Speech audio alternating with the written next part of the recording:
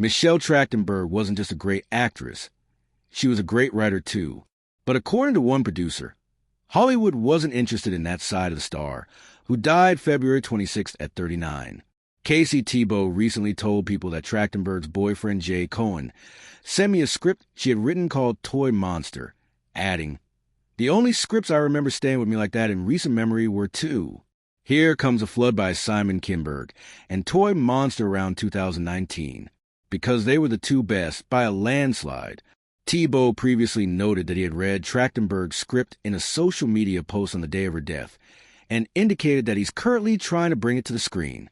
"I'm doing everything I can to get this movie made. We just need to find the right director, and I promise we will get it made for her," he wrote. Trachtenberg was known primarily for her work in front of camera. Her first screen role, a single-episode spot on Law & Order, came when she was 6, and by 11 she had already landed one of her signature roles, the titular character in Harriet the Spy. The actress' sparkling intensity and comic verve led to even more indelible parts on series, like Buffy the Vampire Slayer and Gossip Girl. Though those roles paved the way for Trachtenberg's enduring popularity, Thibault suggested that they also foreclose on some other paths. "One of the issues with our industry is they will recognize someone like Simon as a great writer, but they will always look at Michelle as Harriet the Spy or Georgina Sparks," he said. Thibault called Trachtenberg's script an adaptation of Jerry Oppenheimer's Toy Monster, The Big Bad World of Mattel, a sharp, biting dramedy about a maniac toy executive set in the 1950s.